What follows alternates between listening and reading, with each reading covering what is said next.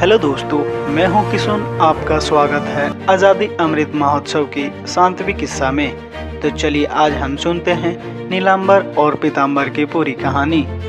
1857 में अंग्रेजों के खिलाफ हुई क्रांति की जब भी चर्चा होगी, पलामू के शहीद जवान नीलांबर और पीतांबर का नाम उसमें जरूर शामिल होगा।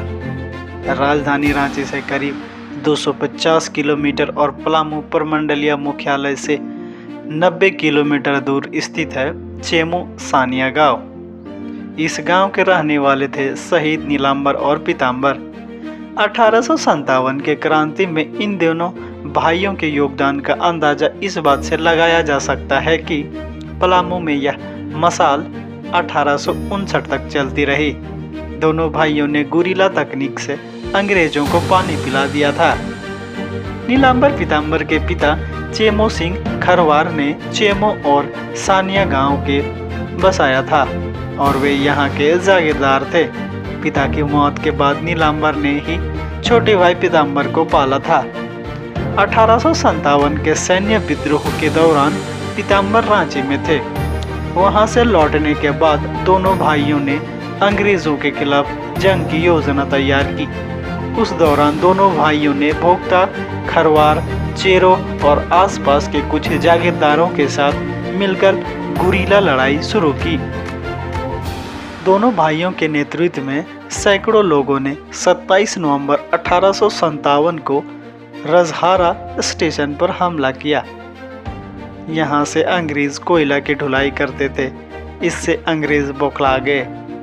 लेफ्टिनेंट ग्राहम के नेतृत्व में एक फौज पलामू पहुंची और नीलांबर पीतांबर का ठिकाना पलामू किले पर हमला कर दिया। इस हमले से नीलांबर पीतांबर के लड़ाकों को काफी नुकसान हुआ। इसमें नीलांबर पीतांबर के सहयोगी शेख भिखारी और उमराव सिंह पकड़ गए। दोनों को फांसी दे दी गई। नीलांबर पीतांबर के गुरिल्ला लड़ाई से परेशान अंग्रेजों ने कमिश्नर डाल्टन को बड़ी फौज के साथ पलामू भेज दिया गया। पलामू पहुंचते ही डाल्टन के साथ मद्रास इन्फेंट्री के सैनिक, घुड़सवार और विशेष बंदूकधारी जवान शामिल थे। फरवरी 1858 में डाल्टन चेमो सानिया पहुंचा और जमकर तबाही मचाई। डाल्टन लगातार 24 दिनों तक चेमो सानिया में रुका हुआ था। पत्रकार सतीश सुमन बताते हैं कि दोनों भाइयों को गोरिल्ला वार से महारत हासिल था। दोनों भाइयों के पास पारंपरिक हथियार ज्यादा थे, लेकिन कईकों के पास बंदूक भी थी। डाल्टन की कार्रवाई के बाद नीलांबर पीतांबर को काफी नुकसान हुआ। मंडल के इलाकों में दोनों भाइयों ने अपनी परिजनों से मुलाकात की योजना बनाई। इसकी भनक डाल्टन को भी लग गई थी। डाल्टन ने मंडल के इलाकों से दोनों भाइयों को अपने कब्जे में ले लिया। 28 मार्च 1859 को लेस्लीगंज में एक पेड़ पर दोनों भाइयों को फांसी दे दी गई। इतिहास में नीलांबर पीतांबर को उतनी जगह नहीं मिली जितनी वे इसके हकदार थे। आज भी नीलांबर पीतांबर का गांव चेमो सानिया उपेक्षित है। दोनों भाइयों के नाम पर यूनिवर्सिटी जरूर बनी है, लेकिन यूनिवर्सिटी में उनकी प्रतिमा तक नहीं है।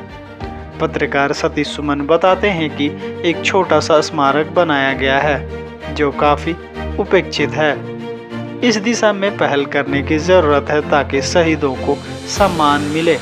नीलांबर पीतांबर पर किताब लिखने वाले देवेंद्र गुप्ता बताते हैं कि अंग्रेजों के खिलाफ लड़ाई का दोनों भाइयों ने बिगुल फूंका था, जिससे कई जागीरदार नाराज हो गए थे। दोनों भाई कई जागीरदारों की आंख की किरकिरी बने हुए थे और इसी वजह से कईकों ने अंग्रेजों का साथ दे दिया। इतनी में ही आज की नीलांबर और पीतांबर की कहानी को मैं समाप्त करता हूँ। फिर मिलता हूँ इसी तरह नए किस्सा के साथ। अगर आपको अच्छा लगा तो सब्सक्राइब, लाइक, कमेंट, शेयर करना ना भूलें। तब तक के लिए जोहार।